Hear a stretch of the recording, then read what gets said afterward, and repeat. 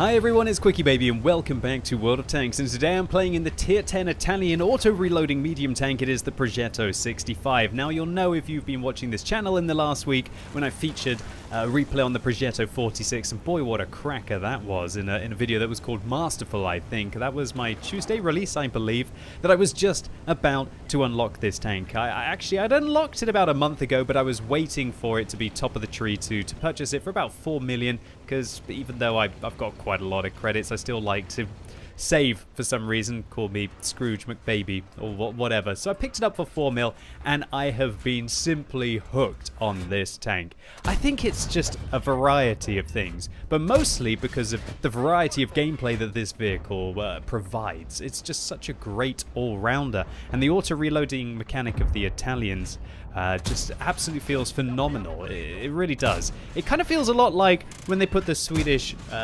tank destroyers in the game with that new hydropneumatic suspension and the siege mode. It was just such an addition to the game. Fantastic for me. So I've been playing the game since 2010 now, and it always ceases to amaze me that Wargaming can continue to put in these kind of game-changing features. I'm not sure if it's going to completely change the meta, and I know a lot of people out there will be saying, but oh, Quickie Baby, the Wargaming weren't even the first people to do the auto-reloaders. Apparently I think it was in Armored Warfare before, but you know what, Armored Warfare pretty much copied World of Tanks, and so if Wargaming can use that as some kind of a beta and we as the customers win because we get the best tank title, then, well, that's just awesome, right? Now, the reason why I just absolutely adore this vehicle and the auto-reloading capacity of the tank is a variety of reasons. Firstly, 9 degrees of gun depression. It's not quite 10, so it's not like a Centurion Action 10, but it's the same league as the Leopard 1 and also as the M48A1 pattern. And 9 degrees of gun depression is just great. It really does allow you to work ridge lines, get above your opponents, as we can see here, and just lay fire down on them. So it's quite flexible with that regard. There is a problem with the gun depression over the back of the tank, but I can kind of make that work.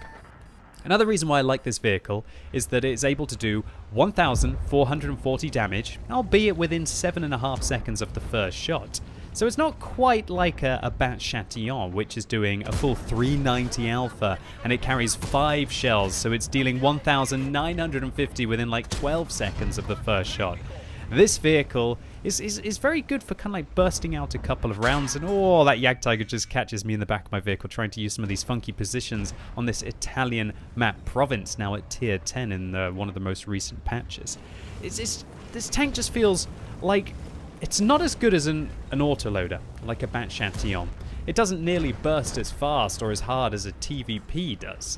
However, it's just got this absolute sweet spot where you don't really need to be a full autoloader, and where you maybe just want to fire a single shot and then wait for it to reload, but still have that auto-loading capacity. It really is phenomenal. And the fact that there's a load of other good things about the tank as well. Its armor, it's not very thick. In fact, the frontal armor on this tank is only 50mm, and so that means that there's quite a few guns, like the 152mm guns, like on that Object 268 version 4, that's just going to overmatch the front of my tank.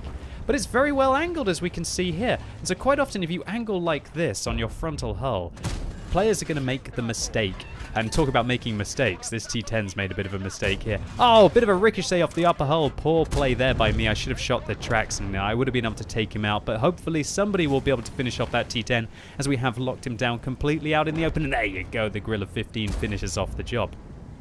And so sometimes you actually find that low caliber guns will ricochet off the upper hull and also off the side armor. Now this is a very interesting moment here for the Progetto 65, and that is that it's, well, the armor layout is important is what I'm trying to say, and that is it's got 40mm of upper side hull armor, but it's got 30mm of lower side armor. And so what that means is that if you're shooting at a Progetto 65 and your gun is 91mm in caliber and you're firing arm-piercing or APCR rounds, then feel free to shoot the tracks of the side of the tank, and irrelevant of the angle, not only are you going to take the tracks off if you hit it here, you're also going to overmatch the side of the vehicle and do the full damage to it. However, if you've got a 90mm caliber gun because you're in some kind of tier 8, then you won't be able to do that, unfortunately. And be very careful if you've got a 120mm caliber gun and you miss the tracks and you hit the upper hull, because you will be bouncing off the side. However, this is just where Wargaming's crazy overmatch mechanics come into play. If you have a 121mm caliber gun, not only can you overmatch the lower half of the side of the hull, you can also overmatch the upper half of the side of the hull. So just go for it. Just fire at the side of the vehicle and you're going to rip it apart. Now the turret on this tank, it's a bit of a mixed bag really. On paper, the thickness of the turret armor is 120, which doesn't sound very impressive. However, it does actually have some quite nice spaced armor over the mantlet, like a lot of tanks do. So never shoot this tank directly in the gun. You're going to have a hard time dealing with it there. However, all the areas apart from smack in the center of the gun, and also as long as you don't hit right on the side from the front here and here, you're pretty much going to go through it every single time, irrelevant of the gun that you choose. And oh, this is just World of Tanks for me. Locking down a tier 9 heavy. He uses the repair kit, but it's not enough. Wham, bam, thank you, ma'am. That was absolutely delicious. I was quite fortunate, I guess, that I rolled the second shell quite high and I didn't low roll the first or the third, or, well, at least massively low roll the first or the third. So that allows us to take him down with all 4 shells. Now, what is the real downside of this tank? Well, it's when you're not in a game that's as long-winded as this. You'll notice that we've been going on for 6 minutes now. We've always had nice little breaks between the combat. All of the enemy tanks haven't been rushing us at the same time, and we haven't really had to break through a flank quickly. That's because the damage per minute of this vehicle is the lowest of any tier 10 medium. It is horrific, it really is. When you're firing this tank in single shot mode, you have 2,160 base damage per minute, whereas tier 10 Soviet medium tanks are packing pretty much 3,000. However, the news gets even worse, and the deeper you go into the magazine with the Italian tanks, the longer that it takes to reload. Your first shell will take 10 seconds, so you're firing 6 rounds a minute. Your second shell will take 12 seconds, so you're firing 5 rounds a minute. Your third shell, 14 seconds, so you're only firing just over 4 rounds a minute. And if you go all the way to the 4th shell and you completely drain the magazine of this vehicle, you will take 16 seconds to reload each shot. That is 4 rounds a minute. And you've only got 360 alpha damage. I'm just actually very quickly going to work that out on the fly. What is that for horrific DPM? So 60 divided by 16 times by 360, that is 1,350 damage per minute. That is utterly horrific.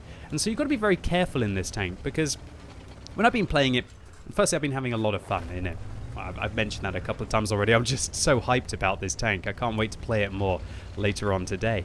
But it's just a case of, it does very well in these long-winded engagements where it has enough time to play around with its opponents, but it does really badly in bursty engagements. But luckily, I seem to have managed to find a bit of a rhythm in the vehicle, and I'm finding enough time to get the damage out early, and then use the mobility of the tank to withdraw to a mid to long range to be able to then fully unload the magazine again, or alternatively just put it in single shot mode.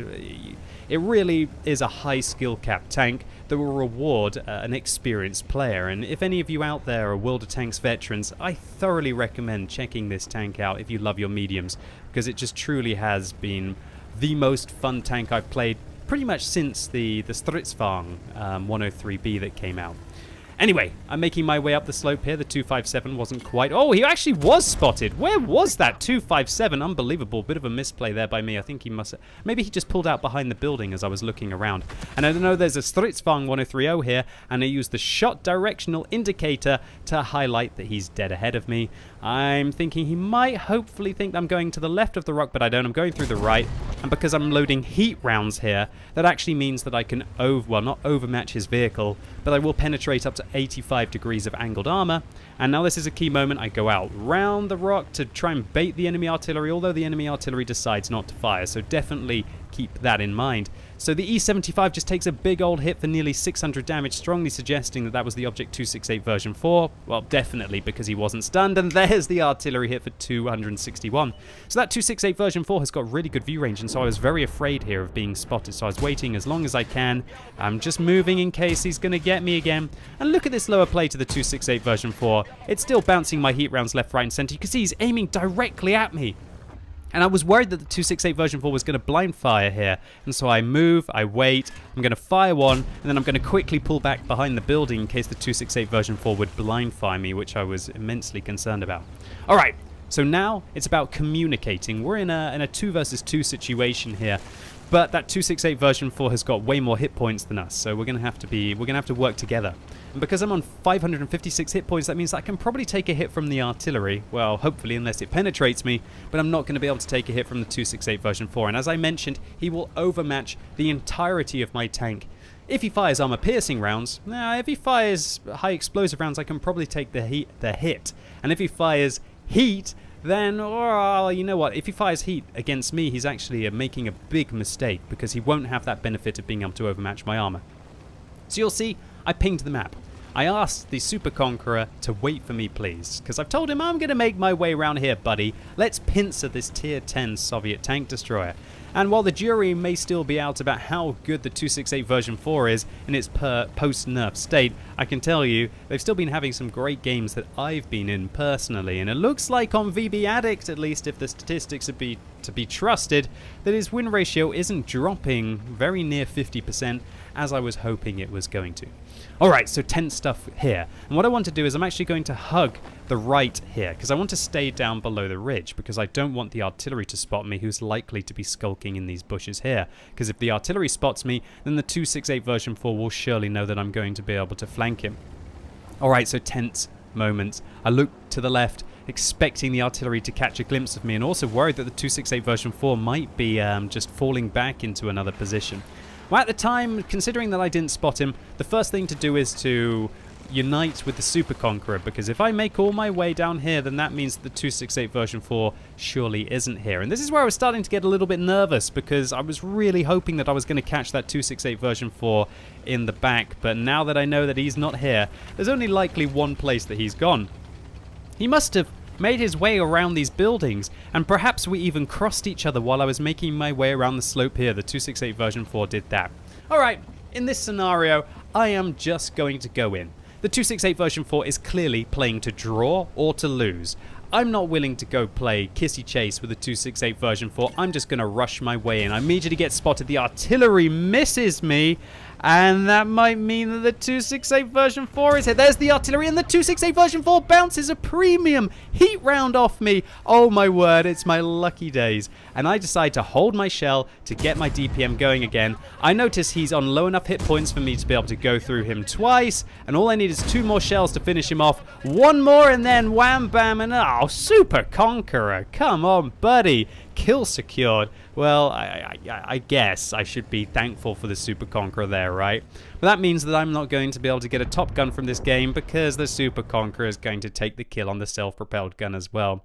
Call me greedy, baby, but I was just hoping that maybe I would get to 10k combined here at 9,000 damage, but still a great round for my tier 10 auto-reloading Italian medium tank. And heartbreak for me here, I haven't quite managed to get the ace in this tank yet. Even for 8,279 damage and 4 kills, 1,301 base experience points. It looks like people are still posting very high scores in this vehicle, although not that many people have them, but that's definitely going to change on the European server now that this vehicle is top of the tree this month. And so all in all, after having played 50 games in this vehicle, while I'm not saying it might be the best tier 10 medium tank, for some reason I've been enjoying it way more than all of the other ones that I've been playing recently. I just thoroughly enjoy the fact that you're being constantly forced to make decisions with its auto reloading capacity. Should you fire this shell, or should you wait just a couple of extra seconds so that you can maximize the damage per minute of the vehicle? Because when you already start